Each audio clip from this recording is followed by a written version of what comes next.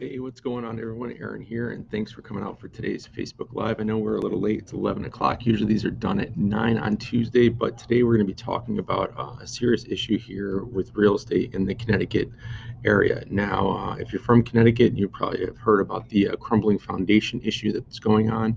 But if you're not, this might be new to you. So first of all, I want to say thanks for stopping by the channel today and checking out the live video. This will also be uploaded to YouTube channel, so you can check it out there. The links will be down below. But today, like I said, we're going to get into talking about the crumbling foundation issue here in Connecticut, and it is a severe issue.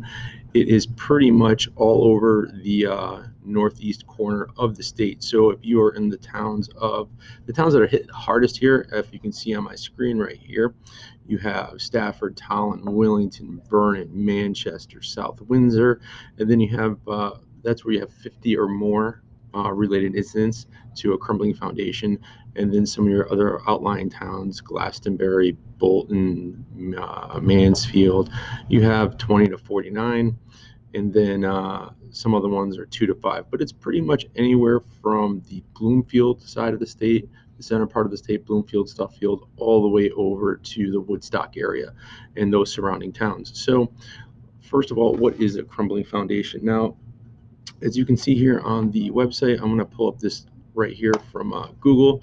And pyrite is a iron sulfate mineral that ended up in this concrete mixture from a certain concrete delivery company here in Connecticut. And there have been upwards, as you can see here, and this is information that anybody can find. It's at ct.gov. And basically what it's saying is that there's up to 3,500 or 35,000 plus homes in the northeast and central part of Connecticut that are facing potential devastating issues due to the presence of a natural occurring iron sulfide. So the quarry was in Willington, and that stuff went out everywhere across the state. So they are starting to see it in other parts of the state, in the southern part.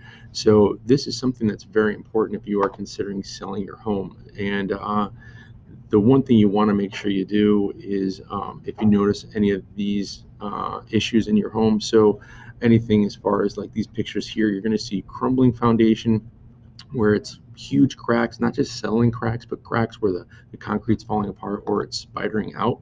And they horizontal or they splinter out like a web are the most concerning. A rust color or white powder may also appear along the foundation. So if you have any of these issues, you want to make sure you contact the foundation specialist and just have them come out and inspect your property before you put it on the market, because there's nothing worse than having a property on the market and it's getting ready to go to close, and they're doing the home inspections, and then the home inspector or somebody else finds out about this crumbling issue that you may or may not have been aware of, because you might have a finished basement, for example, and all that sheetrock and everything that's finished has to come down to expose the foundation underneath to see if there are any issues. And this can be quite extensive, anywhere between 150K to 250K per home to fix it. And basically what they have to do is they have to lift the house up, get rid of that old foundation, and pour a completely new foundation in order for the house to be habitable.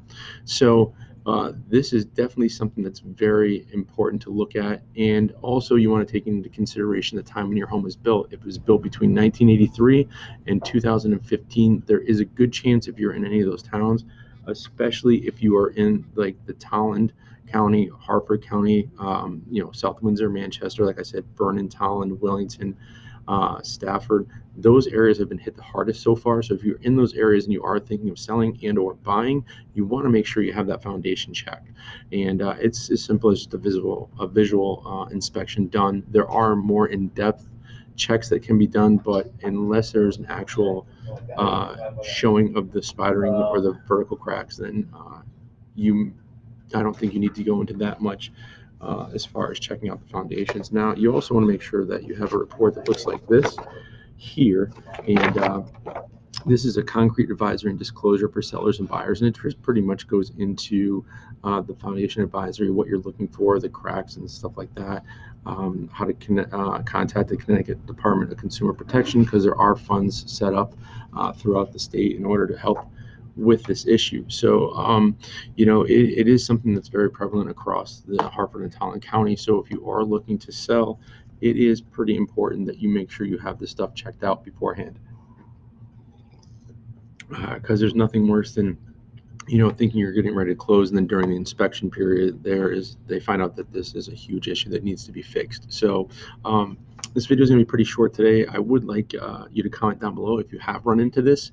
I have had some clients that have had some crumbling foundations, and I would love to know your experience with it, and if you're able to remedy the issue and how you went about doing it. So if you would just leave a comment down below. And also, if you need information, please feel free to reach out to me. I can put you in contact with some reliable sources that get your foundations inspected and checked out before you get ready to put your house in the market. Or if you're looking to sell, or if you're looking to buy rather, make sure you contact your agent that you're working with and see if they have any relationships with anybody that can help you ensure that the structural integrity of the foundation is there and intact. So again, thank you for coming out for today's Facebook Live. And if you have any questions, as always, please feel free to reach out to me at aaronb@mazhomes.com. You can send me a message on Facebook Messenger. And Alyssa's calling me right now, so I've got to take that in a second. And you can always give me a call or a text at area code 860-333-1843. So thanks for checking out today's video. I just want to make you guys aware of this issue. I know most people in Connecticut know about it, but sometimes it can get pushed off to the side. And this is a newer form here.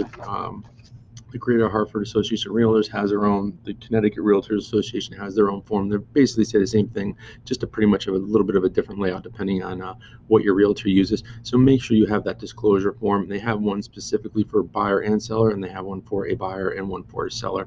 So make sure you talk to your real estate agent and or broker or whoever you're doing the transaction with to ensure that you have the right paperwork filled out to protect yourself as a buyer and a seller. So thanks again for checking out today's Facebook Live, and I will see you guys next Tuesday.